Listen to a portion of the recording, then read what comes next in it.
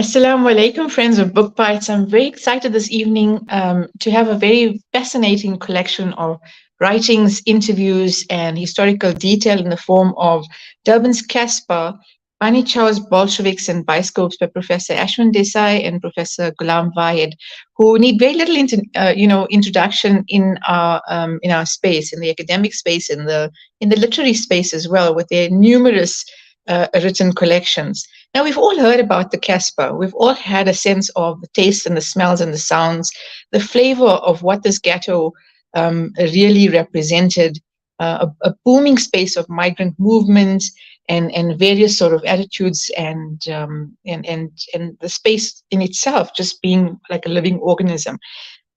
This particular collection, I mean, we've heard poets and lyricists sing and write about it. We've seen it in prose, but this collection allows the authors to return to their childhood sort of locality as the Casbah, known colloquially as the Casbah, the non-white part of Durban. From its coming into being in the early 20th century, the Casbah faced a barrage of racist attempts to hem in, and finally, as the white minority NP government consolidated power, to smash it to the ground.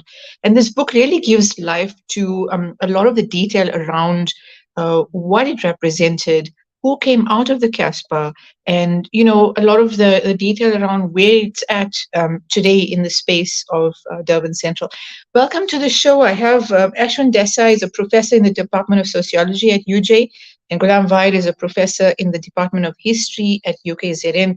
Welcome to the show, Ashwin and Goolam. It's absolutely fantastic to have this opportunity to chat to both of you this evening. Thank you. Thank you for having us. As I mentioned, I was so excited to get through the detail in this book. It's the kind of book that everyone who has loved various aspects of community in South Africa should have a copy on their shelves. Let's talk about capturing this history through memory and nostalgia. Where did it all begin for each of you? Well, I think for me, it began in that we grew up in this place that's called the Casbah. And I think one of the points we do make in the book is that when we were growing up, it was not necessarily called the Casbah.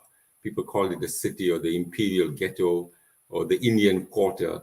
And this name then took off a life of its own, especially after the publication of Aziz Hashim's novel, Lotus People, but now it's very much accepted as the Casbah. But we both grew up, I grew up in a street called Pine Street, which was on the southern edge of the Casbah, probably the second street on that end. And, we've done a lot of work on the indentured, on Gandhi, on political history, on cricket. And it sort of all just seemed to come together that, it was something that was within us. And the time just seemed right that we had to put it down and capture these memories that were, before they get lost, because many of the people are, of course, passing on due to old age as well. Thanks. Right. So Ashwin, the process. Talk to us about some of the process and what went into compiling this collective in the way that it is. Yeah, I think whenever you want to write something, often when you want to write something, the history is just not out there. You can just go and pick it up in a library and start to write.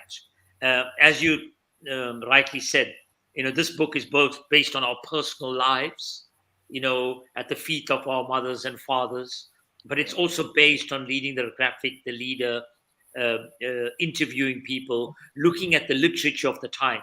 And both Goolam and I are very indebted to those who came before, who put down these stories.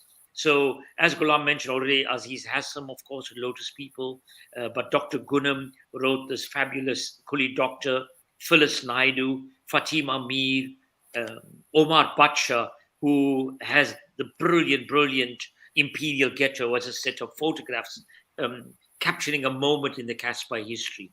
So we relied on a diverse set of sources. But what was the spine to everything we did was, as Goolam said, that we lived a few streets away from each other. I lived in Kismet Arcade, and just returning. How many people can say this? That they can return to the streets of their childhood. Those buildings are still there, and no matter what apartheid threw at it, it still exists in particular ways and in new ways. And that's what we try to write in the book. Yeah. So in many ways, we've captured this fantastic sense of community over time. Not just an attitude of survival, but of thriving, of a very colorful and sort of incredible way to survive. Let's talk about the configuration of the Casbah and the evolution of it. What was it like living there, but also how has that configuration altered over time? Well, I think it started off with the arrival of Indians in the 1860 as sugar, to work on the sugar plantations, and then they were followed by what was known as the passenger Indians. So most of them originally had settled in Durban, traders in particular, as well as the indentured once they completed the indenture. And if you take a street like West Street, which in time would become the prime street of trading for whites, there were many Indian stores and on that street. But the city council then passed a series of laws and gradually moved Indians to the northwestern part of the city of the city. And so there's probably 3 to 4 square kilometers area that came to be known as the Casbah. At the heart of it, on one end, were all the schools and Curry's Fountain. But within this area, it was also sort of divided into several areas. So you had the Grey Street itself, but you also had where on the northern end, where you have the Greyville race course. That area came to be known as Block AK or Greyville, where the Daily News has its offices. And then on the western end, you had the Warwick Avenue area. And then further east, you had what was called Stamford Hill. And then you had, in the midst of all this, and it does not form part of the Casbah, but there were almost 10,000 Indians, working class Indians who worked for the municipality living there. So from the 1950s and 60s onwards, through the Group Areas Act, they systematically removed the people. So the majority of the residents of the magazine barracks were moved to Chatsworth. A few streets, buildings, like I was one of them in 1975, we were moved out to make way for the Western Freeway. And then because the city and the apartheid government was not giving permission for any further development, we find that gradually people began moving out of this area. And by the 1980s and 90s, as the new migrants and refugees began coming in, the area was taken over. It's now a very different dynamic from the way we live in. But I think one of the points we try to make is that it's still a living and a breathing and thriving city center as well. Maybe Ashwin can add to that. Well, I mean, just think about it. We didn't know it when we were growing up at the time, but it was like living a movie every day. I mean, when you think about the soulless places in which people live these days, and you have to find joy by going to Gateway, and you have to go to Woolworths and worry about the expiry date of your fruit and veg. But we had it all in front of us. I mean, both Gulam's father and my father went to the market almost every day. So we had fresh carrots, fresh tomatoes. They looked at the texture of the gadra beans to see whether it was pink. They felt it. When last did you feel gadra beans? You get it in a plastic packet. That's what we lived at. We went to movies. Movies were on our doorstep. And that's what you named after, Nas Cinema. And we got a photograph there of Mother India. But it wasn't about going to the movies. It was getting the tickets. It's about hanging outside the movie houses to see how beautifully people dressed. It was a build-up to a big occasion when we went what we call window shopping in West Street on a Sunday afternoon. So everything was before us. Every day was like a new sort of puppet show because people just came in, all different kinds of people. And suddenly on a Saturday afternoon, late, the city was yours again. And it quietened down and you could sit on the street corner. And then Sundays we would have street football. And then Monday, this whole show will start again. The curtain would lift again. So, that's what we didn't know what our parents were giving us. We didn't know the joy we would get from this because our parents thought, let's get our children out of there. Give us green grass. Give us a ground in which we could play on. Have a house of your own and so on. But actually, when we look back now, when we went back there, in the last 3 or 4 years, it moved us incredibly to know behind, what kind of characters came out of there. There were some of the greatest snooker players. Farooq Duke Abdi, one of the great snooker players who we got to interview and who's in the book. We have many, the Rajendra Chetty, who basically was the inspiration not only for T. Albert in Callies, which came from a street corner, but reached the heights of the Premier League in South Africa in soccer. He had the Gold Top Marathon, which was a rival to Comrades Marathon. There were thinkers here. There were activists. When the top market burned, you just think about A.M. Rajab, you think about Fatima Mead, you think about Dr. Goolam, you think about Rajendra Chetty, you think about Zuleika Mayat, who at the age of 96, I think is still alive and active. All these people got together, unified, to make sure at least a semblance of the market was saved. And that's what we're trying to capture in this book, that people might not know what it was to walk to Ajmeri Arcade or Madrasa Arcade on a Saturday morning. And, just can I just add one thing? So you asked about research. So we always, there was this very famous snooker player called Farooq Duke Abdi. And so we always assumed that, he was named the Duke because he was, like John Wayne, the main star of the snooker circuit. And when we did our research, we found that that's actually his registered name, because his father was a fan of King Farouk and his mom loved John Wayne movies. So they named him Farooq Duke Abdi. So those are the kinds of gems that you pick up when you're actually doing research. So it was just a fascinating story. That's fantastic, because you've captured the sense of community as well, where we've resorted to a kind of sterile consumerism, and you don't always meet the same people when you go to the movies these days. But that was almost like a gathering of home people, the way you mention it. And then also the tastes and the smells and the sounds. Speak to us about the development of sort of cinema culture in the Casbah, but also the foods and the smells that went with this engaged community, so to speak. Yeah, so maybe I can just mention the cinemas, and then Ashwin can talk about the bunny chow.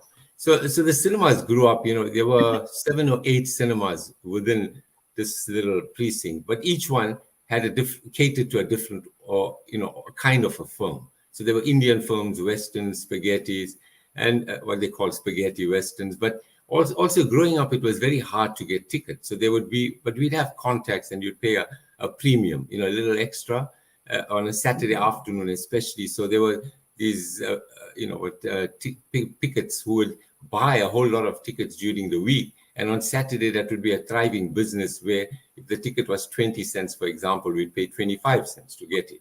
But, Friday evening, Saturday evening, the Shah Jahan, for example, had 2,000 people there.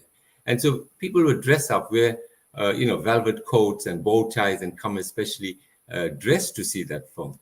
But there was also a racism involved, so that any English film would always be shown at the white cinema of at least 2 to 3 weeks before it came into any of the black cinemas.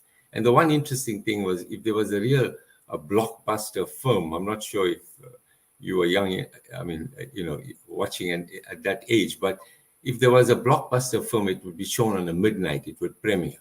And so that was the only time when Indians and whites would get to see the film on the same evening. But what would happen is it would be shown at the white cinema, and as the spool finished an hour later, they'd quickly rush it over to the Indian cinema and it would play there. So it was an hour late, but at least you'd watch it on the same evening. But of course, gradually by the 1980s, with the DSTV taking center stage, the movies gradually died out, and then they would make a return later in the malls.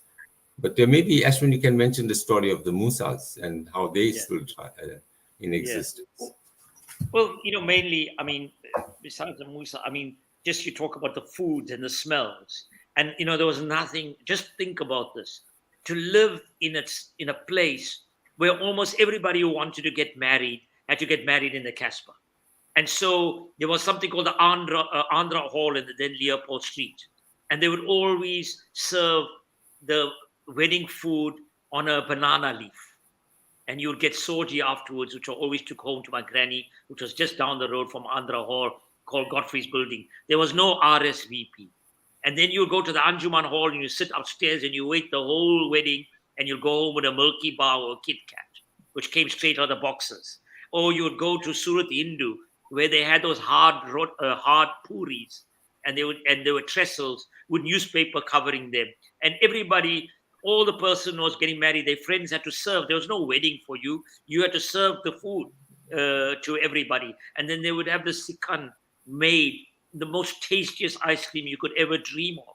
But this was all free to us because, we were permanently invited guests, because you're part of Casbah. You just took a walk, and, you would have halim for streets, and we would wait and join the queues with our clover ice cream containers and come home with halim for our whole family. So these what we grew up with a sense of food that was so close to us all the time. And not to romanticize, but there was no such thing as walls with neighbors. Walls in terms, you came home early, your neighbor will give you a plate of food. You would always get your Mari biscuits with a little bit of butter, 2 Mari biscuits from the auntie down the road. It was like that. And you tell me, when you're living in Zimbabwe, you go knock on your neighbor's door, they'll call security for you. So that's the kind of what we grew up. And I think my generation and Goolam's generation, there's an instinctive sense of giving and community.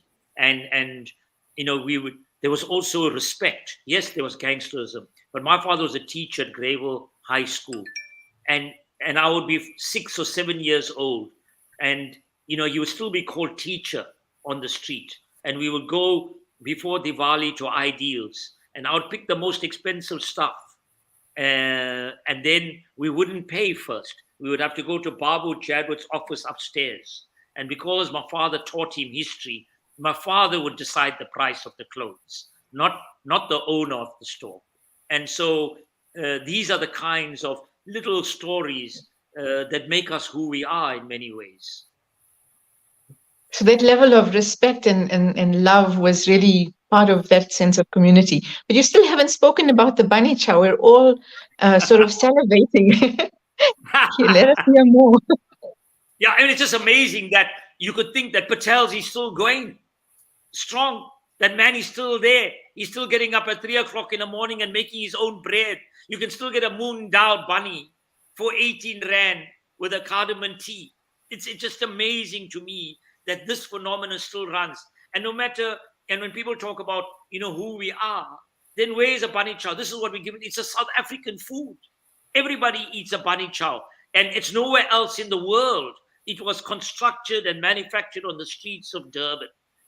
Now we can fight about its lineage till the cows come home, but, as the last of the Gujaratis, clearly it was made by Banyas, it became bunny chow, and, at least give us something back. Let's take it and own it. It could be called Banya chow. So it was bunny chow, clearly started by Gujarati traders, allowed you to take it home if you're a worker. You couldn't eat at your work. Almost the first of the takeaways, long before Uber Eats and so on, there was a bunny chow. Yeah. But I also want to talk about the Casbah, the area being, well, you're saying that, the name Casbah came about later, but let's talk about this imperial ghetto as also a repository for political conscientizing. And let's talk about the politics of the time and how, Ashwin, you've mentioned the names that came out, but there were a lot of highly politically active people, men and women, from within this space. Goolam, speak to us about some of them and some of the conscientizing that happened and the sort of really all that. Yeah, the politics, the active, street politics started, in the 19th century, and Gandhi was based in.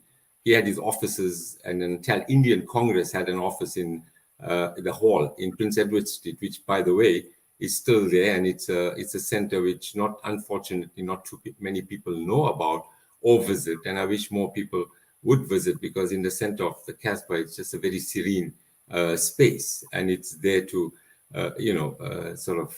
remind us of what was going on in the Casbah. But there were some figures who when we were growing up, we sort of, like, there was AKM Dockrat, who for 22 hours a day, during his banning, he had to remain in a flat. And, he was famous for that beret, and he would come out and walk for 2 hours in a day. And there's a beautiful poem dedicated to him as well. But also, in the Ritson Road area, you had some, fantastic, they actually call that area the Fleet Street of Durban, because you had all the editors of the Leader, the Graphic, the Post, all these journalists, the Bramlaws, the Musa, the Meals, they all lived on that street. So Fatima Mir grew up there, Ismail Mir grew up there. So Fatima Mir, at the age of 17, spoke at, in what is known as Red Square. So if you go into the Casbah today, there's a garage, a parking called Nickel Square. And that was the area where, until the late 1940s, where all the political gatherings would be held. So Fatima Mir was, I think, 16 and still a high school girl when her uncle put her up on a. So they would bring this truck, which would form your stage, and they put her up to give a political speech before about 10,000 people. So Fatima Mir, Dr. Goolam, Phyllis Naidu, we mentioned, Monty Naika lived in Stamford Hill Road. So they, especially during the 1930s and 40s, there would be a lot of public events taking place on Sundays. For 2 years, from 46 to 48, we had the passive resistance movement. And especially in the 1970s, when you had the Black Consciousness movement. And Steve Biko famously said that Durban is very different from all the other major cities in this country, because I don't feel that there's a level of racial segregation that keeps Africans out. So in Beater Street, you had the Black Consciousness movement with its offices. You had the YMCA. There's a woman hostel that was opened in 1925, which exists to this day. So it was never an Indian area. There were, in all the flats, what we call apartment buildings, we call it flats, there was a fair number of what we call coloreds that lived with Indians. It was never totally segregated, but there were also a large number of Africans living in the city. And so the politics of the time, especially in 1973 and the workers' movement, so that has a very rich history in the Casbah as well. Ashwin, you want to add anything? No, I think that's pretty comprehensive, and as Goolam has, and that's what we try to write these people back into history, who have been written out of history. But of course, Goolam and I also, started to realize that it is a port city, and in port cities, there's always a myriad of ideas that come and go, and yet apartheid tried to corral us into a small area, cut us off from the world in a way. You'll see this in all kinds of ways. A free-flowing sense of ideas that people then harness in their own way. And that's why, one of the subtitles of the book is Bolshelviks, because there were people who really believed in the Russian Revolution. They read Lenin, they read Stalin, they read the liberal writers. George Bernard Shaw came into this country, came to Durban. So there's constantly a mix and a boxing of ideas. A contestation of ideas, and we when we're looking back now, we can see those things coming through.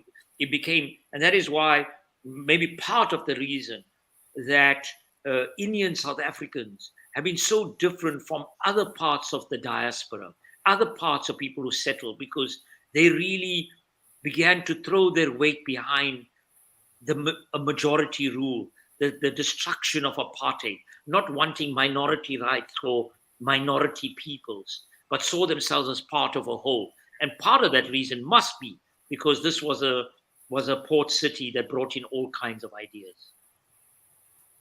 And also, it must be spoken to the idea that there was an ability not just to resist, but to thrive beyond the structures that oppressed the people. And the Casbah seems to have been conducive to those that, like you say, that amalgamation of ideas, but also thriving beyond the structures, being able to read banned literature and to think and to exist and to act beyond what was so-called allowed. I want to pay tribute to a comment made, I think, by Satish Tupalia, who's now late, and he talks about his memory of there not being these segregation lines of segregation against religions or between religions, and this feeling that everyone was celebrating everything that happened at the time, or this not just religious tolerance, but this sort of fluidity, religious fluidity, I want to call it, if that's even acceptable. Do you want to comment on that, Ashwin? Yeah, I mean, I think there was a genuine sense that you shared things. Part of that was forced upon you. All the religious places were heaped one on top of the other, so you couldn't cut yourself off from these things. But there was genuine sense that you could walk into anybody's house, you respected their ways of living, but you weren't excluded. And we didn't have this lager mentality. So I think Satish was utterly and completely onto something in many ways. And his own mother lived a life of complete openness to a multitude of ideas. And I grew up in the same building as Satish and Sita Dupelia. And you had a sense of this openness in her flat. She had very strong ideas. She had a lineage straight back, to Mohandas Karamchand Gandhi, but still was so open to various ideas. So yes, it was a special time in which other people's religions and ways of living were in your face in one building. And if you couldn't contend with that, well, then you couldn't live. And also, some of just the last point. So, for example, I had a figure of a saint who's buried there in the Brook Street Cemetery called Bacha Pir. And people of all faiths used to, and still some do, visit that shrine because, if they want children or a job or blessing of any kind, that's where they would go. And then you had processions like the Muharram were all very public, events. They were not something that was, confined to a particular building. So in that, people of all religious backgrounds did participate in these public expressions of faith. Thanks. We've come to a point where we're at the end of the interview, but I've been so grateful to have this opportunity to hear directly from both of you, regarding this compilation. What do you hope for the future? I mean, what are readers? This is beyond a text that will stay in academic spaces, and I think it will be treasured by many, whether they've lived and grown up in the Casbah or not. What do you hope for this publication ahead? Well, I think we want people to read it, right? We want people to read it. We want people to criticize it. We want people to say how wrong we got it. We want people to write their own books. We probably left out so many people. People have their stories to tell. We're not cutting off anybody.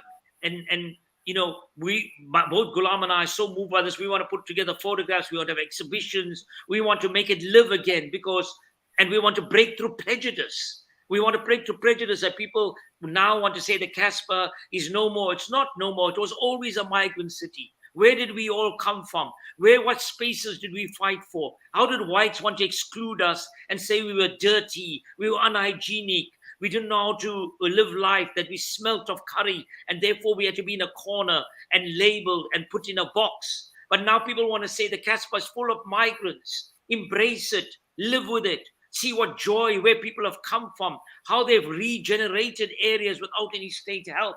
And so a new chapter in Casbah's history gets written. And people should write it, live it, go back there, enjoy it. Absolutely. Goolam, last words? The same thing, I hope people in other areas like FITAS, for example, would also, they would take up this, not the challenge, but perhaps the challenge, also write more of their histories. I know there's quite a bit written on FITAS, but I think a lot more because that was equally a very, rich community, and that history also needs to be recorded. Thank you. Well, you both added once again to a fabulous sort of wealth of social documentation, historical documentation. And so once again, thank you so much for your time, and we wish you everything of the best. Hope to see more from your pen, especially. Thank you very much. And so there you have it. We spoke to Professor Ashwin Desai and Professor Goolam Vahed about Durban's Casbah. Please get yourselves a copy, add to it, share your own historical detail. And with that, that's it from us on this evening's Book Bites. Assalamu alaikum wa rahmatullahi wa barakatuh.